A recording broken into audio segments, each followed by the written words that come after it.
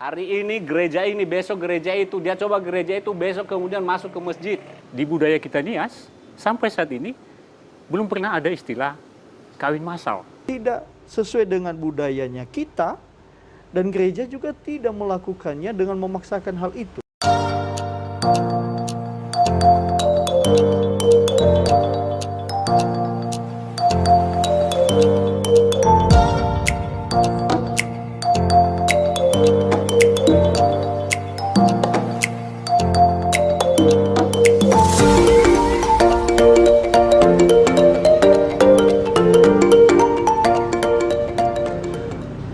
Pemirsa, kembali bersama saya dalam program One Man Show. Kali ini kita akan berdiskusi tentang sebuah video durasi singkat beberapa waktu lalu yang saat ini sempat menyita perhatian masyarakat di Kepulauan Nias, di mana video ini awalnya di-share atau dibagikan di beberapa media sosial dan kelompok-kelompok grup WA yang membuat masyarakat Nias mulai terpicu untuk mengomentari, bahkan menjadi pusat perbincangan. Nah, video ini sebenarnya tidak ada persoalan, namun ada beberapa hal yang membuat masyarakat kemudian tertarik untuk mengomentari dan memberikan pendapat, di mana dalam video berdurasi pendek tersebut di dalam salah satu stasiun televisi lokal, dan kita juga belum tahu ini kapan dilakukan atau direkam dan dalam acara apa, namun video ini dalam 2-3 menit kemudian dibuat untuk disebarkan. Di dalam video tersebut ada sebuah kalimat yang menyatakan bahwa ada beberapa kelompok yang prihatin terhadap kondisi masyarakat Nias, di mana masyarakat Nias yang saat ini diketahui adalah merupakan daerah pulau terpencil dan merupakan daerah yang masih tertinggal atau miskin. Dan di sana ada beberapa pernyataan yang membuat masyarakat kemudian terkait dengan adanya program pernikahan massal akibat jujuran atau adat istiadat di Nias, khususnya di Nias Selatan, yang membuat banyak masyarakat atau pemuda-pemudi di Kepulauan Nias ini sulit untuk membentuk rumah tangga. Yang kedua, bahwa terkesan dalam video tersebut menurut netizen bahwa ada sebuah perdebatan terkait budaya yang membuat masyarakat di Kepulauan Nias justru disulitkan oleh budaya sendiri. Nah, untuk mencoba mendiskusikan persoalan budaya dan kemiskinan ataupun kondisi masyarakat Nias di era saat ini, kami telah menghadirkan beberapa narasumber yang mempunyai kapasitas dalam hal ini atau berbicara tentang isu ini. Semoga kita bisa mendapatkan sebuah edukasi ataupun penjelasan lebih detail seperti apa sebenarnya yang saat ini sedang banyak diperbincangkan oleh masyarakat di Kepulauan Nias. Untuk itu kami memperkenalkan, yang pertama di sini kami telah hadirkan pengamat dari budaya di Kepulauan Nias, yaitu adalah Bapak Direktur Nata Alwi Duha. Selamat malam Pak Nata Alwi. Dan saat ini juga kami sudah mendatangkan salah seorang akademisi dari Kota Gunung Sitoli, adalah Pak Desmond Najara. Selamat malam Pak Najara. Selamat malam. Dan tidak kalah pentingnya di sini juga kita telah hadirkan salah seorang rohaniawan atau pendeta, yaitu Pendeta Sentosa Jebua. Selamat malam Pak Pendeta. Selamat malam. Ya, mungkin para bapak-bapak mungkin sudah mendengar bahkan juga melihat ya, ada beberapa cuplikan terkait dengan sebuah video durasi pendek.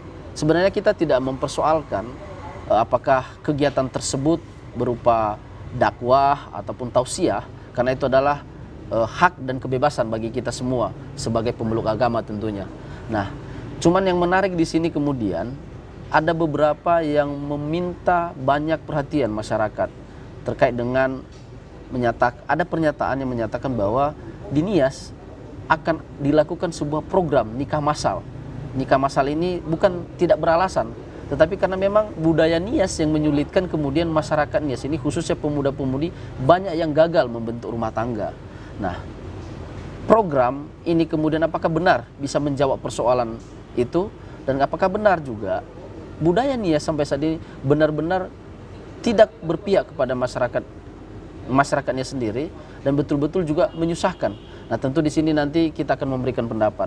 Mungkin terkait dengan budaya yang pertama ya. Artinya di sini kami telah mengundang Pak Natalius sebagai salah satu pengamat budaya. Tentunya lebih spesifik ya Nias Selatan. Kebetulan beliau juga berasal dari Nias Selatan. Mungkin bisa memberikan kita pandangan Pak, apakah pernyataan ini benar-benar budaya kita ini atau tentang adat istiadat Nias ini memang sudah sangat menyusahkan dan menyulitkan kita hingga sampai saat ini. Mungkin bisa dikomentari Pak Duha. Iya, selamat malam bagi kita semua ya Hobu. Pertama, saya menonton video itu 2 hari yang lalu. Dan waktu saya nonton, ini saya tidak melihat di mana itu lokasinya kira-kira di Nias Selatan. Karena walaupun ini pulau kecil, kan luas juga. Dari acara itu yang di TV, ada seorang yang narasumber, ada seorang kemudian penanya, itu host. Saya sebenarnya pertama terkesan dari video itu, pertama bagi saya sendiri yang merasa bahwa negara kita ini negara Pancasila, yang menerima perbedaan, saya merasa bahwa rupanya sebaiknya Nias ini sangat terbuka untuk siapapun. Ternyata pertama ada pertanyaan host mengatakan, apakah Bapak, Abang tidak merasa kesulitan masuk di pulau ini yang agama Kristen 90 sekian %. Terkesan ya seram lah. Nah, bagi saya artinya sebegitukah seram dalam pandangan orang masyarakat Nias dan pulau ini. Padahal ya tidaklah demikian. Jadi image yang negatif itu seperti sudah tertanam di pemikiran orang luar di sana. Itu satu. Yang kedua kemudian tentang mereka itu seperti merekrut atau berusaha untuk menjadikan agama tertentu. Bagi saya itu juga hak setiap orang, karena itu mereka bisa berusaha. Nah, begitu juga dengan agama lain. Yang menjadi pertanyaan saya adalah yang hampir 100% di Pulau Nias ini adalah agama Kristen, lalu agama yang lain dengan bebas bisa menjadikan berusaha lagi orang-orang yang kita patut duga bahwa mereka sudah punya agama sebelumnya, bisakah mereka ditarik lagi menjadi agama yang lain dengan alasan pertama, bertopeng pada kemiskinan karena adat. Lalu satu lagi, soal perkawinan. Nah, kita masuk ke sana kemudian. Jadi kalau kita hanya melihat budaya itu sebagai beban, saya bisa bertanya begini, memang matahari itu teriknya panas, tetapi adakah dunia di mana ada kehidupan tanpa panas terik? Jadi kebudayaan itu tidak boleh dikatakan dilihat bahwa itu satu beban semata, karena itu koridor berkehidupan. Nah, tergantung, mungkin pandangan orang luar yang kebetulan bukan orang Nias itu yang ada di TV itu, melihat itu satu yang negatif. Dan itu menurut saya tidak boleh melihat kebudayaan orang lain sesuatu yang gelap. Apalagi kalau dikaitkannya dengan misalnya surga neraka, atau menjadi sesuatu yang tidak baik, yang terbaik adalah yang ini. Tidak bisa, karena kebudayaan itu adalah yang terbaik bagi penciptanya dan pemiliknya.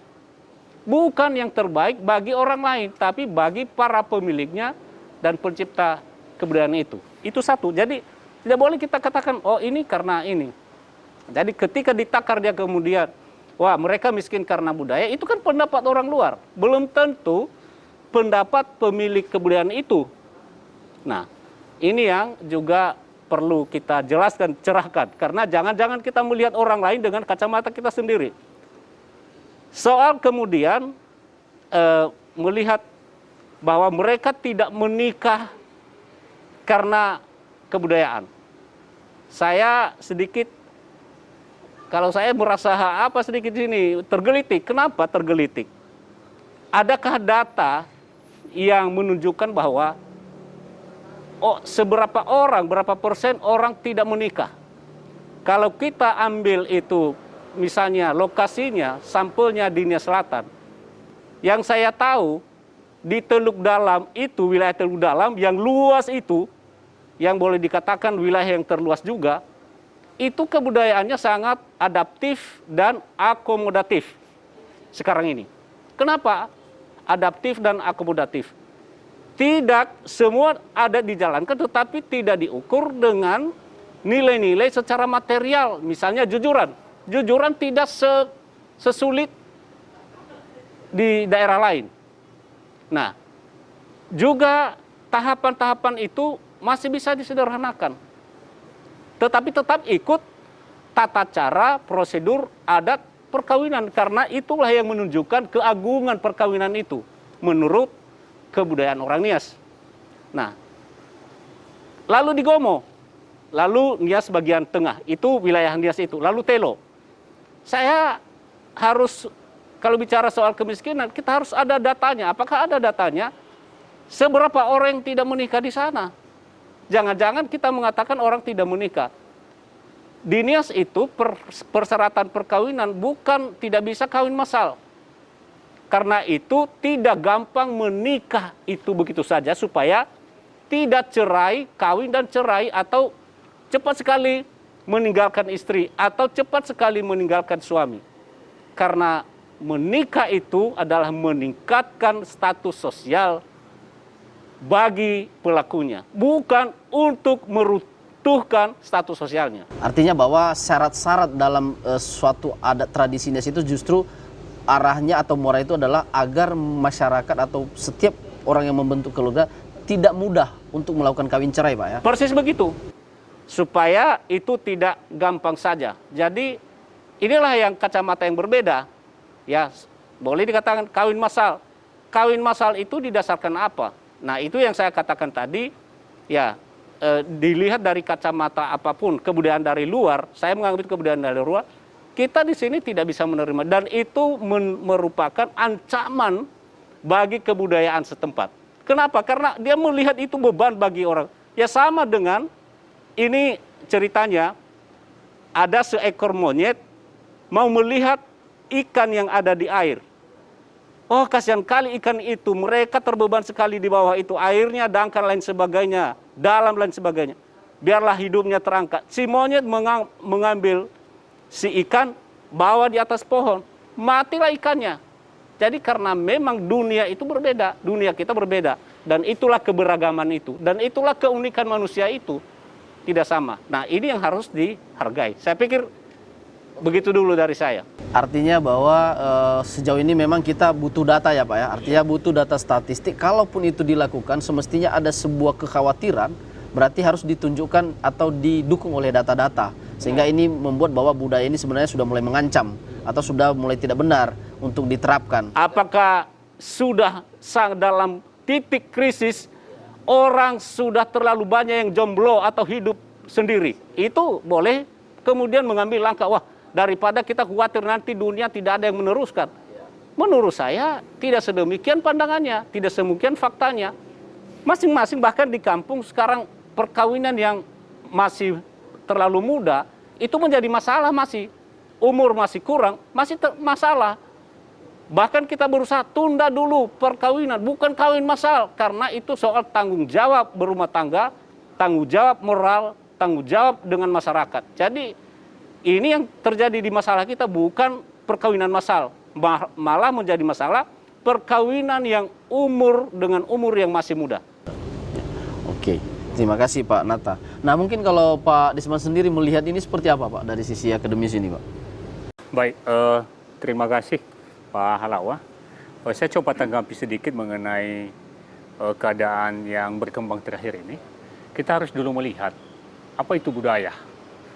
Nah, budaya itu sebenarnya adalah suatu keadaan di mana pola kehidupan yang sebelumnya telah terjadi berkembang sampai saat ini. Artinya terus-menerus terjadi sampai saat ini. Itu pola budaya. Kemudian kita berbicara masalah budaya yang ada di Nias. Tentu budaya apa yang terjadi di Nias terkait pernikahan sudah ada strata budayanya. Muncul sekarang istilah yang kita dengar kawin massal. Dari dulu, sepengetahuan saya, di budaya kita Nias, sampai saat ini, belum pernah ada istilah kawin massal atau kawin bersama-sama. Belum pernah. Sehingga saya melihat, saya berasumsi bahwa kalau ada kawin massal itu bukan budaya Nias. Bukan budaya Nias akan diterapkan di sini. Tentu ini merupakan tantangan kepada kita.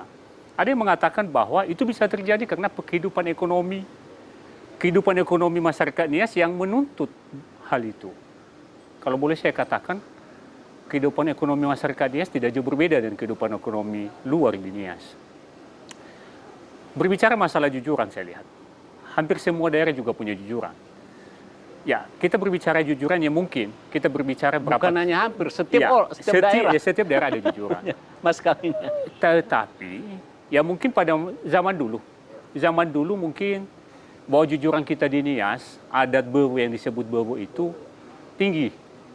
Tetapi saya melihat, kalaupun tinggi, itu tergantung strata sosial seseorang. Kalau dia Balugu, ya jujurannya pasti tinggi. Kalau dia rakyat jelata, ya pasti jujurannya juga menyesuaikan. Ya itu dulu. Kita lihat pada posisi saat ini. Kita lihat juga pada posisi saat ini. Secara akademisi saya melihat dan pengamatan saya langsung, bahwa tidak memberatkan. Saya melihat bahwa Bewu itu sebenarnya sangat kecil. Yang memberatkan pada saat ini adalah resepsi pernikahan yang digunakan pada pernikahan itu sendiri. Bukan Bewu itu.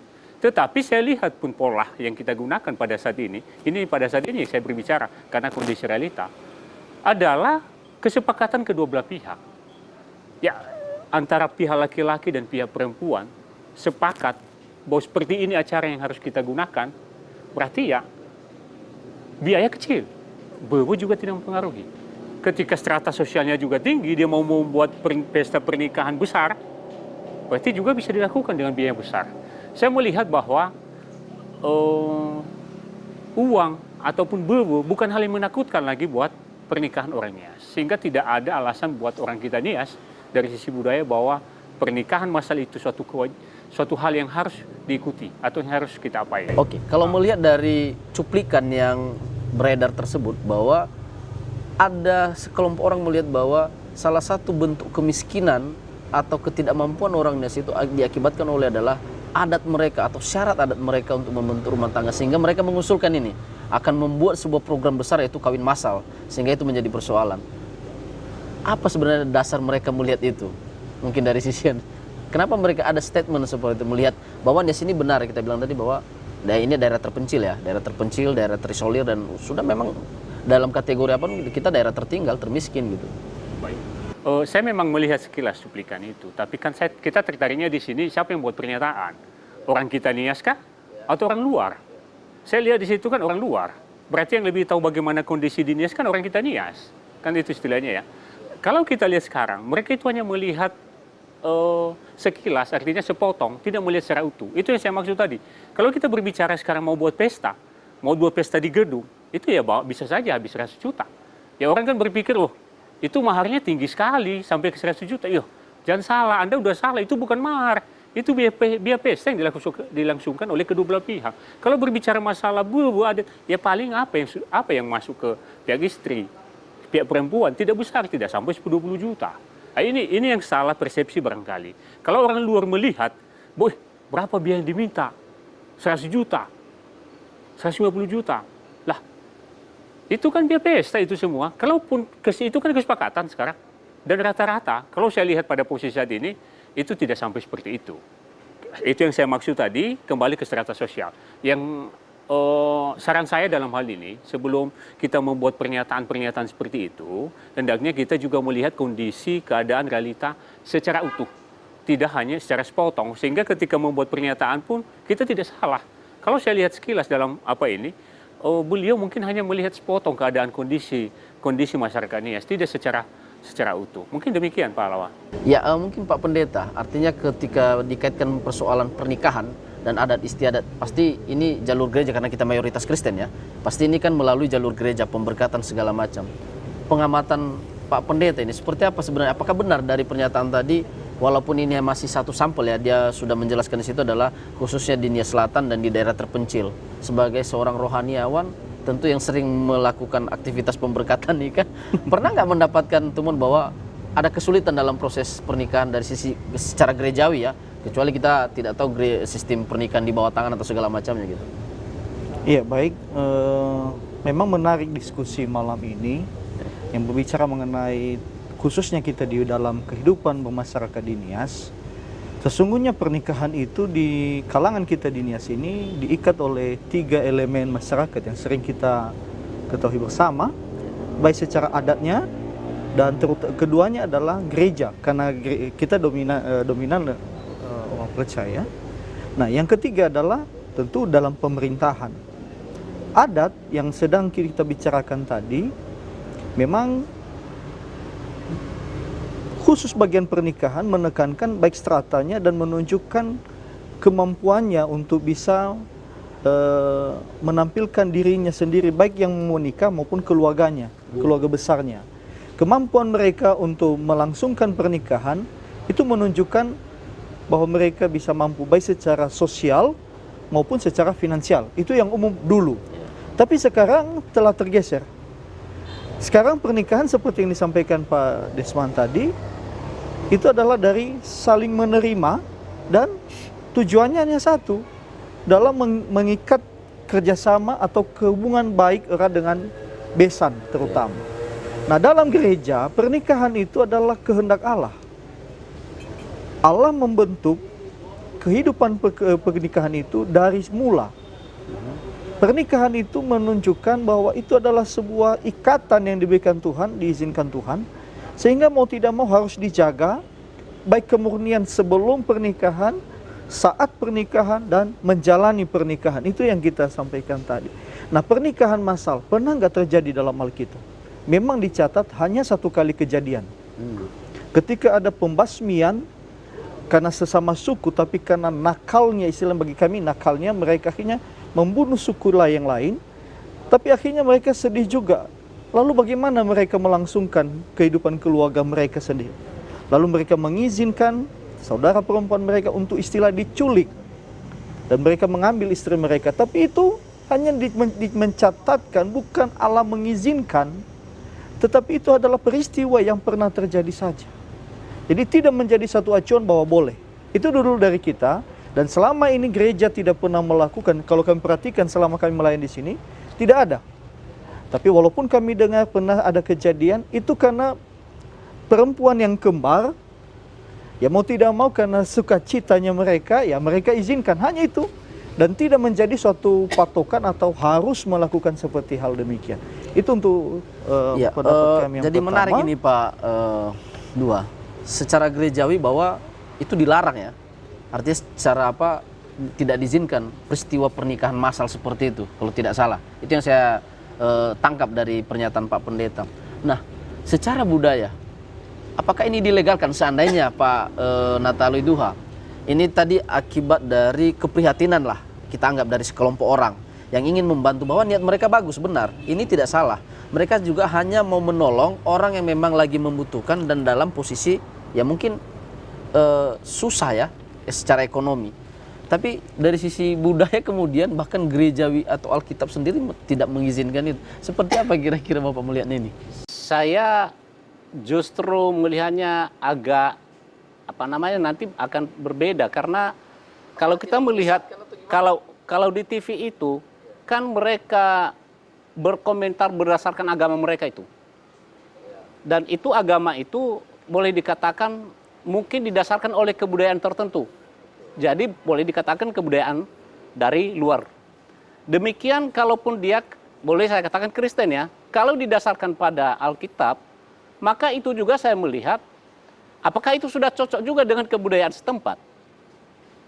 Ternyata memang kebetulan beruntung sekali adat istiadat kita begitu menjunjung tinggi perkawinan. Menjunjung tinggi perkawinan.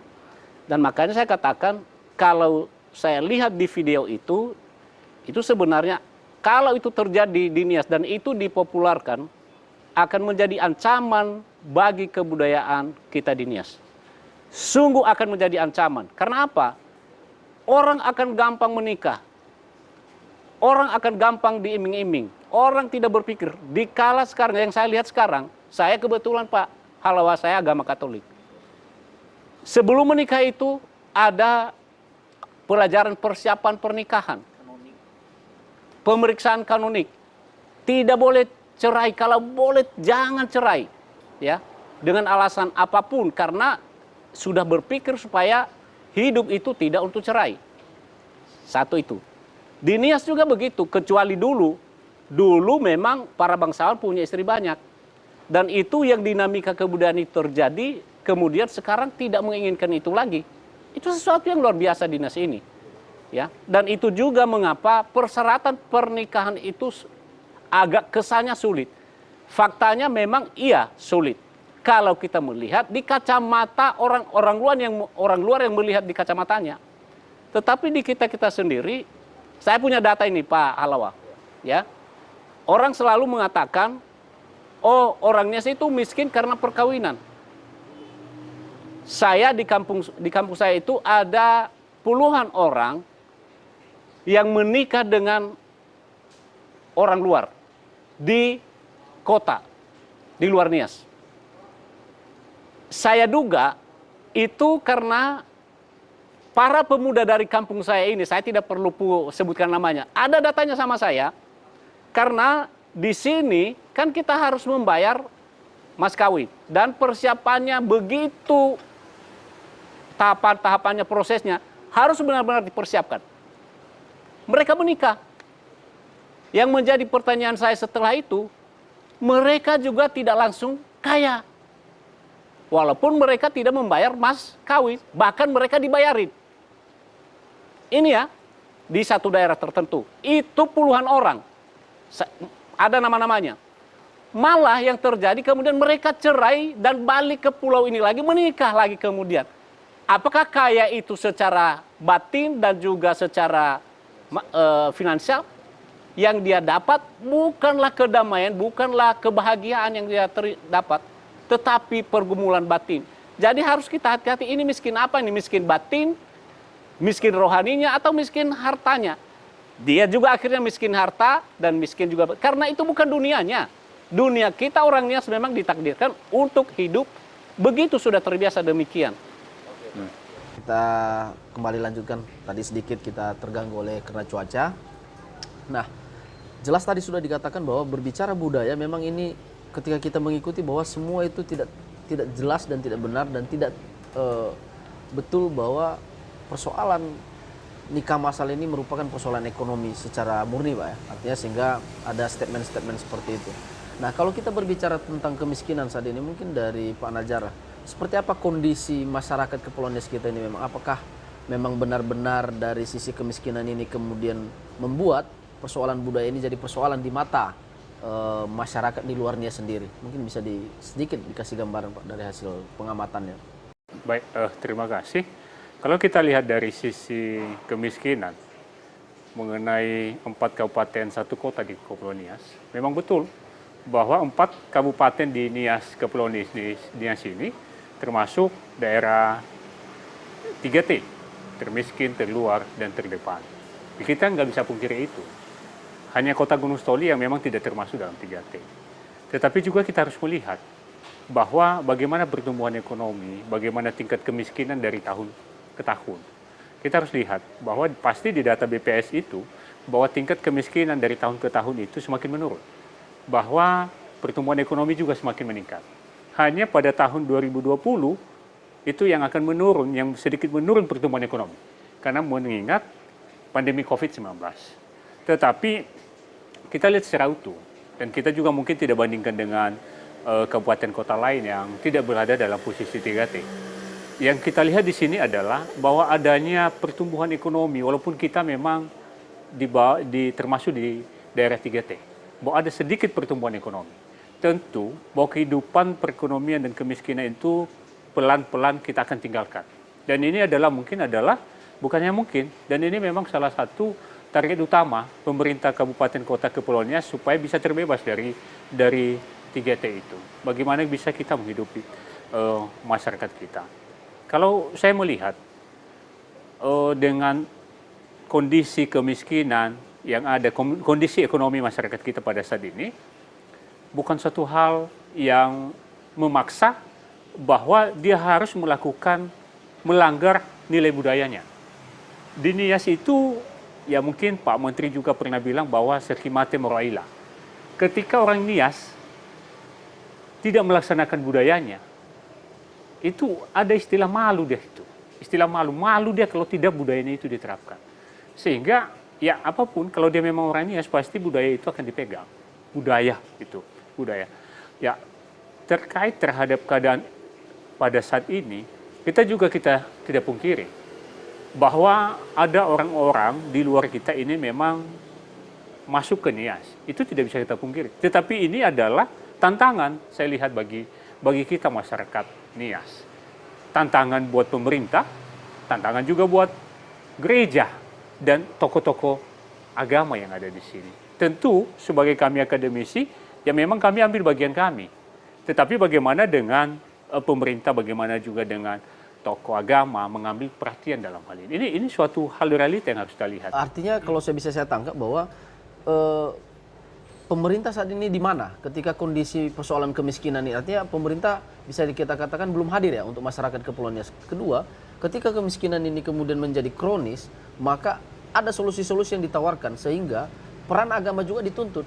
Nah, pertanyaannya sekarang seperti apa oleh Pak Najara melihat kehadiran pemerintah untuk mengatasi kemiskinan di daerah-daerah seperti kita tadi yang disampaikan, dan bagaimana juga peran gereja sampai saat ini yang mungkin hanya persoalan masalah pernikahan saja mereka akan tergerus iman dan apanya, karena ini tawaran-tawaran kemudian. Nah, apakah memang keberadaan rohaniawan atau gereja ataupun pemerintah ini hanya secara formalitas saja, bicara kelompok-kelompok, bicara organisasi dan segala macam, atau gimana? Saya lihat secara utuh ya. Peran pemerintah sebenarnya sudah cukup. Perhatian pemerintah pusat terhadap daerah pada saat ini sudah sangat kuat. Terbukti bahwa setiap desa sekarang ada dana desa. Itu peran pemerintah pusat itu. Bagaimana supaya setiap masyarakat di pedesaan itu bisa mengelola anggarannya sendiri, bisa melaksanakan pembangunan. Permasalahan sekarang, bagaimana pemerintah desa menggunakan anggaran-anggaran yang ada itu sesuai dengan kebutuhan masyarakat desanya. Berarti ini hanya, kalau saya melihat, ini sebuah konspirasi kemudian, asumsi yang tidak berdasar ketika bicara melihat satu desa, melihat sekelompok orang katanya bahwa ini miskin akibat budaya sendiri. Sementara perhatian pemerintah melalui dana desa terjadi.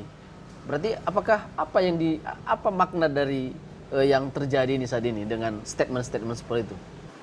Kalau saya lihat itu, akhirnya mungkin statement itu tidak berdasar menurut hemat saya. Menurut hemat saya tidak berdasar, karena memang ya pemerintah hadir, kemudian pemerintahan desa yang notabene juga perpanjangan tangan pemerintah dari pusat ke daerah juga hadir di desa. Sekarang permasalahannya bagaimana peran pemerintah desa itu menjawab perekonomian desa sesuai nggak kebutuhan masyarakat. Ini yang terjadi sekarang di Pulau Nias, dan bukan hanya di Pulau Nias. Di seluruh Indonesia barangkali banyak sekali masalah-masalah di desa, masalah dana desa. Masalah dana desa, banyak orang-orang yang menyalahgunakan dana desa. Ya, ini yang kita harapkan sebenarnya. Bagaimana peran-peran desa ini bisa memberdayakan masyarakat, bukan hanya melulu kepada kegiatan fisik. Artinya kalau dikatakan kemiskinan itu sebenarnya terjadi akibat perilaku orang-orang yang memang melakukan tindakan-tindakan yang merugikan masyarakat. Artinya kalau perhatian pemerintah secara program real. Menurut Dari pusat. Ya, dari pusat ya. Apa peran pemerintah dari pusat? PKH sampai BLT juga. Seakan-akan masyarakat itu sebenarnya digaji, kan gitu ya. Ada perhatiannya. Sekarang adalah bagaimana masyarakat itu menyikapi hal itu. Nah, melihat peranan gereja sampai saat ini seperti apa? Saya melihat peranan gereja, memang ya ini memang tantangan buat gereja. Mungkin di daerah mungkin barangkali, tetapi saya melihat di lembaga gereja yang pada saat ini, ya mohon maaf aja ini Pak Pendeta, ya memang organisasi besar, PGI contohnya ini saya lihat ya. Masalah-masalah yang di daerah, masalah-masalah mengenai desa, masalah-masalah keagamaan ini, tidak begitu fokus, tapi malah fokus terhadap khusus politik, malah menyorot mengenai masalah KPK pada saat ini. Yang tujuan pokoknya bagaimana sebenarnya gereja itu hadir menyejahterakan umatnya. Ini malah menyorot masalah politik. Ya, jujur aja saya tidak setuju dengan hal ini. Yang seharusnya pada saat ini gereja juga berfungsi.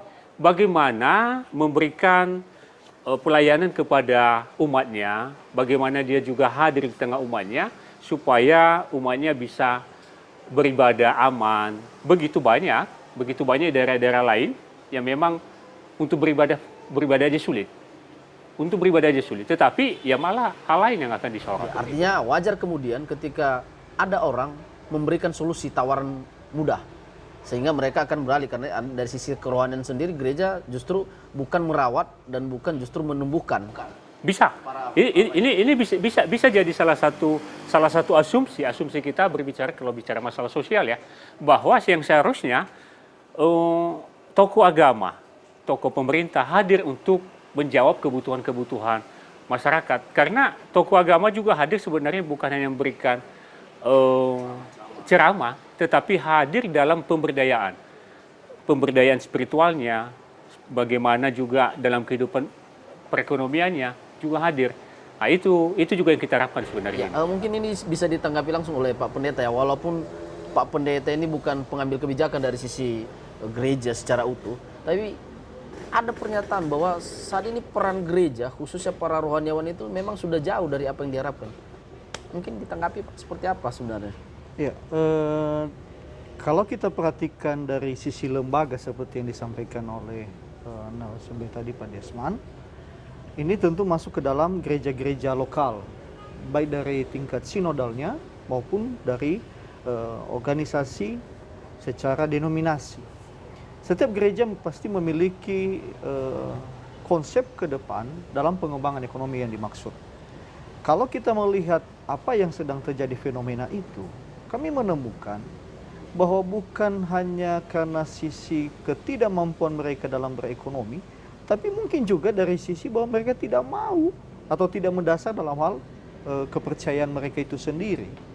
Artinya, bagi mereka gereja itu hanya ketika butuh waktu nikah, butuh waktu baptis anak, butuh waktu CD, atau mungkin bahkan hanya waktu meninggal. Tapi kehidupan kebersamaan dalam persekutuan, mereka tidak peduli. Sehingga ketika masuk bujukan dari luar untuk lebih atau mau pindah keyakinan, mau menikmati yang instan itu, akhirnya mudah. Lah, persoalannya kemudian yang bertanggung jawab terhadap kondisi seperti itu siapa, Pak? Apakah itu harus diserahkan ke lembaga luar? Bukan hanya gereja, tapi semua elemen masyarakat. Kita tidak bisa melempar kepada mereka langsung karena mereka adalah baik korban atau pelaku. Bukan juga harus ditimpakan langsung ke semua ke gereja, karena tidak hanya fokus di daerah itu kalau denominasi atau ke sinodenya, tetapi ini adalah bersama-sama. Ada gereja-gereja tertentu yang melakukan kegiatan holistik dalam pengembangan ekonomi. Misalnya dari gereja Katolik dengan program beberapa waktu yang lalu, baik SP3, pelatihan, pembekalan, dan segalanya. Gereja lokal yang lain pun melakukan hal demikian. Tetapi ini adalah kerjasama masing-masing elemen yang mengutamakan prinsip dari dulu adalah bekerja dan tentu berdoa.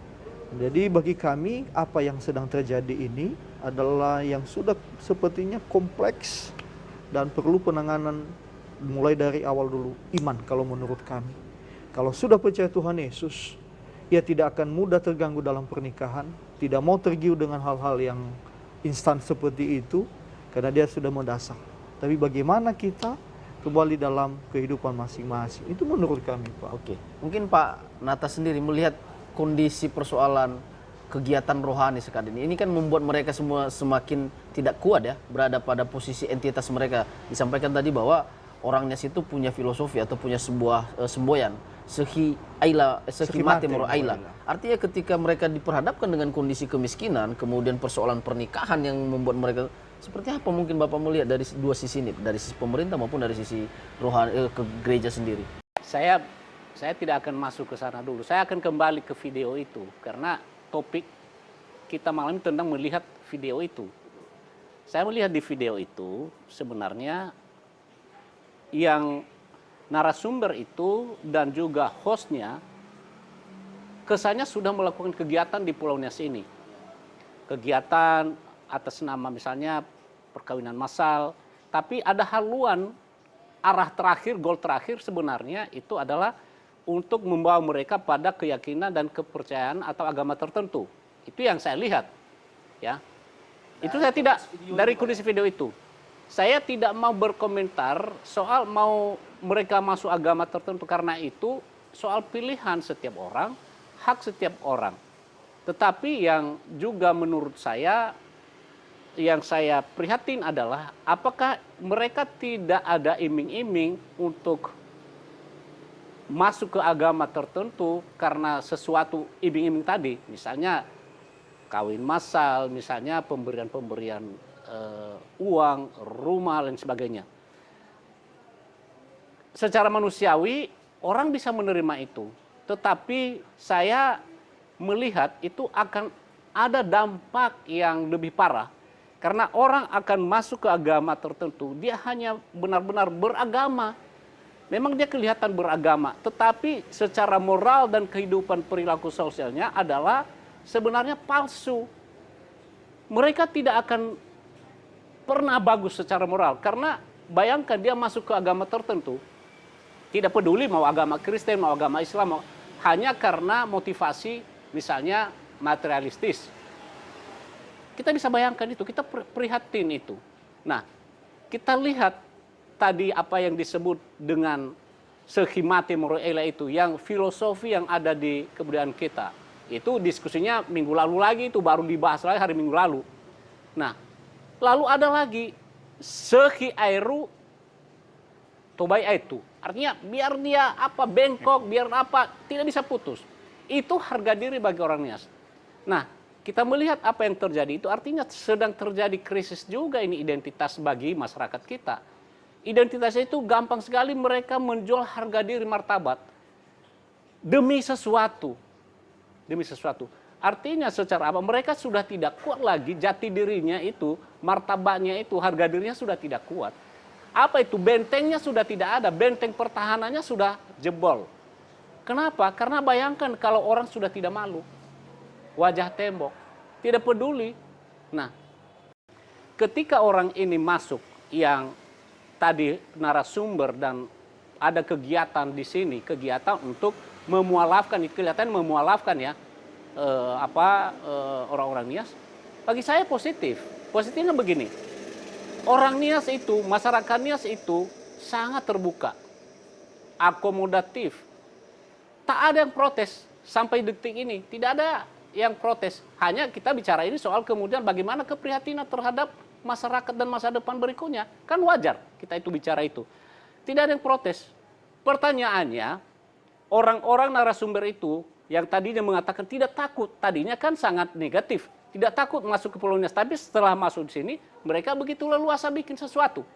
Nah, setelah leluasa pertanyaannya, apakah di daerah narasumber itu, saya hanya berpikir di daerah narasumber, di kota tempat narasumber itu, apakah dia juga sudah akomodatif terhadap masyarakat lain yang keberagaman lain?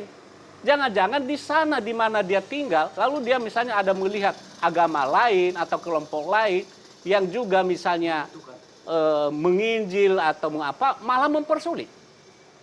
Ini yang menjadi pertanyaan bagi kita. Kita melihat sekarang ini sudah isu nasional, di mana rumah ibadat sangat sulit didapatkan. Orang Kristen di sini yang hampir 100% tidak pernah mempermasalahkan, tidak pernah meminta persetujuan baru dirikan di situ rumah ibadat, ada izin dari masyarakat setempat. Tidak ada kan? Kan tidak ada. Ya, kalau mau apa itu kita menghargai. Nah, ini satu contoh pelajaran yang tadinya dikatakan seram itu masyarakat. Ini satu hal yang bisa ditiru, inspirasi baru keterbukaan orang Nias. Tetapi jangan dengan keterbukaan itu isu-isu yang lain dijual seperti tadi. Ya, adanya karena miskin lalu kita masuk di sana loh untuk bikin kawin massal. Nah, berarti adanya itu yang jelek. Nah, jadi ini yang menurut kita hanya melihat sesuatu itu dengan kacamatanya sendiri. Tidak melihat kalau mau membantu mereka, ya silakan bantu aja, nggak apa-apa. Jangan karena ya mempersalahkan adanya atau kebudayaannya tidak bagus dan sebagainya. Apalagi kalau dikaitkan dengan sisi gelap surga, neraka dan sebagainya. Karena itu ya sangat menurut saya ya relatif sekali. Ya kalau kita bicara surga neraka. Jadi ekonomi ya itu kita prihatin, dan bagi saya itu juga kritik bagi kita, refleksi bagi kita, bagi entah dia di gereja, pemerintah, masyarakat. Gereja misalnya, kita hanya bicara soal khotbah di gereja. Baiknya menurut saya, ini usul saya bukan tokoh gereja, ya. Sebaiknya tidak cukup dengan khotbah, mendengarkan khotbah setiap. Perlu diperhatikan karena kehidupan surga itu, kayak disebut surga meraih surga, tidak akan terpikirkan kalau dia lapar. Nah, jadi harus dipikirkan juga ekonomi umat, ekonomi jemaat, bagaimana mereka bisa hidup sehingga mereka bisa sambil kemudian dibangun benteng identitas mereka, kekuatan iman mereka. Tetapi memang ada juga kesulitan. Ada yang juga sekalipun gereja sudah ya alasannya pilihan mau ke sini. Ada yang juga memang seperti batu yang bergulir terus, tidak pernah kemudian tumbuh lumut. Hari ini gereja ini, besok gereja itu, dia coba gereja itu, besok kemudian masuk ke masjid. Lalu masjid kembali ke apa. Nah bagi saya itu terserah dia, kalau soal agama ya terserah dia, karena itu urusan dia. Nah kalau dia aman di sana, damai di sana, lebih apa di sana, bagus, menjadi lebih baik. Tapi yang saya khawatirkan adalah ketika seseorang masuk atau kita masuk oleh karena iming-iming, itu yang menurut saya tidak bagus. Yang berikutnya, kedepannya dia akan dibentuk menjadi manusia yang palsu. Nah, bagaimana ini sekarang? Lalu masyarakatnya secara menyeluruh, bagaimana kita mencintai adat kita, tidak selalu melihat kebudayaan kita itu sesuatu yang gelap dan jelek, tidak pernah melihat yang positifnya, yang konstruktif. Kita melihat nilainya dulu. Kalau orang kasih mas kawin itu, ya apa sih sebenarnya tujuannya itu yang disebut mas kawin? Mengapa orang nias itu, mengapa leluhur kita membuat aturan adat istiadat tentang mas kawin? Mengapa? Jadi kalau sudah dipahami itu orang, oh rupanya begitu luhurnya nilai-nilainya itu. Memang sulit, tetapi mencari yang baik itu, mutiara ada di dasar laut. Memang sulit untuk menemukannya, dan itu ada di Nias. Yang kesulitan menikah itu memang sepertinya sulit, tetapi tidak ada duanya menurut saya, karena begitu dijunjung tinggi di Pulau Nias bagaimana yang namanya perkawinan. Bukan kawin-kawinan untuk yang besok satu digandeng 10 orang, nggak bisa. Jadi menurut saya ini yang perlu masyarakat kita juga pertimbangkan. Mari bangun benteng diri dengan kebudayaan kita. Mari kita belajar tentang kebudayaan kita. Mari kita mencintai kebudayaan kita, memahaminya dulu. Apa sih sebenarnya nilainya? Apa sih gunanya? Mengapa begitu? Lalu yang tidak bagus itu mungkin tidak relevan. Yang bagus kita tingkatkan. Yang tidak bagus ya udah, yang itu tidak perlu, tidak kurang membangun. Nah, kita sesuaikan dia menurut kehidupan kita sehingga tidak merasa terbeban terus. Nah, itu menurut saya. Oke, mungkin di season terakhir dari Pak Najara, seperti apa melihat ini agar ini bisa kemudian kita ambil satu kesimpulan. Tadi udah disampaikan Pak Duha ya dari sisi pandangan sebagai pemerhati budaya. Baik, saya melihat bahwa kondisi yang ada pada saat yang ditampilkan di video itu, secara pribadi saya melihat itu tidak sesuai dengan realita yang ada. Satu realita yang ada bahwa kawin massal. Sampai saat ini di Nias belum pernah saya dengar itu kawin massal. Di Nias Selatan mudah-mudahan juga belum pernah dengar Kawin massal. Berdasarkan adat istiadat. Istiadat ya. Sehingga bisa kita ambil kesimpulan bahwa belum pernah. Berarti mungkin pernyataan itu tidak benar. Kemudian kedua, saya melihat bahwa orang-orang Nias yang disampaikan di video itu terganggu atau sulit menikah karena jujuran yang besar. Itu juga menurut hemat kami, itu tidak benar. Karena apabila orang nias melangsungkan pernikahan dengan sesama orang nias, bahwa dia sudah paham apa yang menjadi kewajibannya sebagai laki-laki, apa yang juga kewajibannya perempuan. Karena itu adalah perkawinan itu sakral, dan itu adalah suatu budaya yang harus dijunjung tinggi. Kemudian ketiga, di video itu juga saya melihat bahwa sulitnya perempuan nias untuk menikah karena mahar, bahkan banyak yang kawin di umur 40 tahun saya bilang. Saya katakan bahwa ya mungkin itu 100 tahun yang lalu atau 50 tahun yang lalu. Pada kondisi saat ini, seperti yang disampaikan Pak Duha tadi, bahwa tantangan kita adalah sebenarnya bagaimana menghindari kawin pernikahan dini.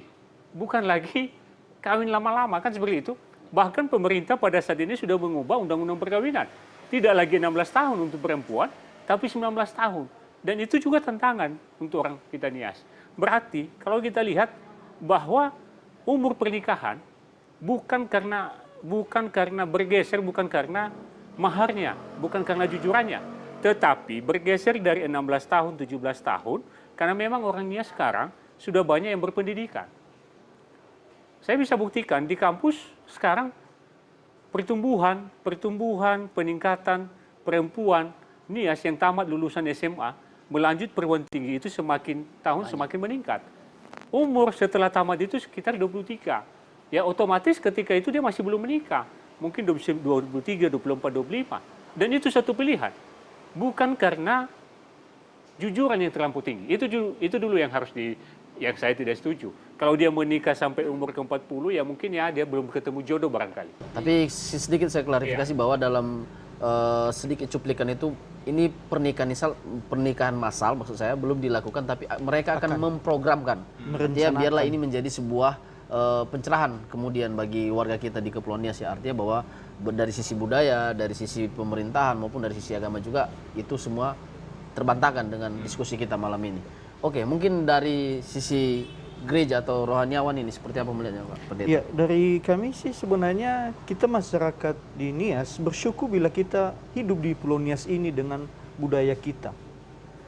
Nah, terlebih ketika kita melandasi hidup kita dalam Kristus Yesus, bahwa tidak ada pilihan. Pernikahan itu adalah kehendak Tuhan. Maka pernikahan itu harus didasarkan atas kemauan Tuhan untuk memuliakan Tuhan menjalaninya.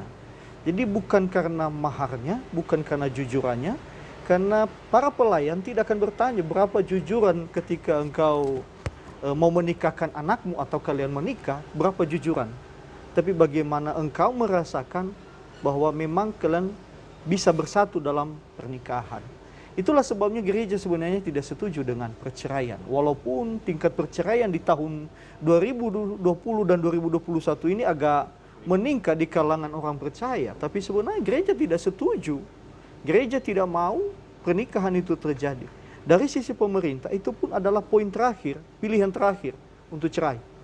Nah, pernikahan massal memang tidak kita lakukan selama ini. Karena memang itu tidak sesuai dengan budayanya kita. Dan gereja juga tidak melakukannya dengan memaksakan hal itu. Saya hanya melihat tadi di internet bahwa hal itu pernah terjadi, tetapi bukan pernikahan bagi mereka yang baru, tetapi mengesahkan pernikahan. Itu di Papua beberapa waktu yang lalu. Jadi bukan pernikahan massal yang baru, tetapi mengesahkan apa yang sudah mereka jalankan. Nah, entah bagaimana konsep beliau itu yang telah kita lihat videonya. Tapi bagi kita, marilah tetap setia kepada Tuhan. Janganlah tergiur dengan iming-iming. Sekhimati moruailah, saya senang dengan pembahasan waktu hari Minggu itu. Di sini juga membuktikan sebenarnya kita orang Nias. Lebih bagus saya tetap dalam posisi ini daripada saya malu di hadapan Tuhan dan terlebih malu di hadapan orang. Hanya karena serupiah itu menjual Tuhan Yesus. Hanya karena rupiah ini melupakan budaya Nias. Betapa tidak ada harga dirinya orang Nias bila hal itu akan terjadi. Ya itu mungkin dari Pak kami, Pendeta. Pak. Satu lagi, saya butuh statement singkat dan pendek.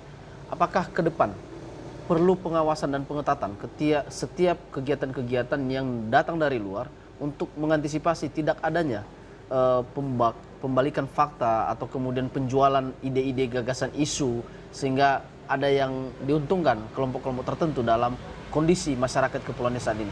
Ini saya butuh singkat saja jawabannya. Ini perlu apa tidak atau seperti apa? Mungkin dari Pak Natali dulu. Menurut saya sebagai warga negara, warga pemerintah, warga masyarakat yang ada di Pulau Nias ini dan dimanapun, kita patut peduli terhadap apa yang terjadi di lingkungan kita, di pulau kita, di negara kita. Dengan menyikapinya secara bijaksana. Misalnya dengan video itu ya kita melihat sisi positifnya, negatifnya. Ini secara murni saya katakan, ya kalau misalnya perkawinan massal, misalnya saya tidak tahu konsepnya. Apakah akan mempermudah prosedur tata cara perkawinan dengan gampang atau bagaimana? Nah kalau sudah begini, menurut saya tidak akan bagus. Karena orang tidak akan menghargai. Ini juga pandangan saya sebagai orang Nias. Ya, karena melihatnya dengan akar kebudayaan dan nilai-nilai kebudayaan Nias, itu tidak akan membawa manusia itu lebih baik berdasarkan kebudayaan orang Nias. Tapi kalau dilihat dari kacamata orang lain, pasti ini menurutnya itu juga yang terbaik. Karena itu tidak boleh dilihat kebudayaan Nias itu dari kacamata orang lain, dari kacamata kita sendiri. Kita wajib melihat itu karena kita juga tidak tahu ini kemana arahnya akan berakhir. Nah, kalau baik-baik boleh, nanti kalau pada akhirnya mereka ini tidak tahu bagaimana apanya, sekarang ini lagi sedang gencar di negara kita moderasi beragama. Bagaimana kita berkebangsaan, bagaimana kita boleh kita beragama, tetapi kita juga harus mencintai kebudayaan kita. Jangan semuanya kita seolah-olah seluruhnya dengan agama kita sendiri. Karena kalau itu sudah kacau, agama biarlah itu dengan jalannya, tetapi kehidupan kemasyarakatan kita, masyarakat kita berdasarkan akar kebudayaan kita itu harus hidup. Karena di sana ada nilai-nilai yang mungkin juga sudah pas dengan agama itu sendiri. Tidak perlu ada agama, itu sudah hidup di sini. Misalnya bagaimana kita menghormati orang tua di sini. Kan sebelum ada agama, sudah ada bagaimana kita bahkan lebih hebat lagi di sini. Orang tua dianggap sebagai salah satu wujud dari kehadiran Tuhan. Nah, artinya sudah dipercayakan dan ditambah dengan di kitab suci bahwa misalnya itu. Jadi tidak perlu, jadi sudah ada hadir di sini. Jadi melihat kearifan kebudayaan kita, melihat yang positif. Jangan hanya kita melihat yang gelap-gelapnya, negatifnya. Lalu itu yang kita sebarkan dan itu yang kita jadikan sebagai alat untuk menenggelamkan yang baik-baik tadi. Jadi sebaiknya kita melihat yang baik, bukan melihat yang buruk-buruk terus. Sehingga kita tidak hanya berpikir negatif, tetapi berpikir positif terhadap sesuatu. Oke, terima kasih Pak Duha. Mungkin dari Pak Najara, singkat saja Pak. Kalau menurut saya, yang bersuara ini seharusnya ini adalah tokoh budaya. Bagaimana bisa pengetatan dalam kebudayaan.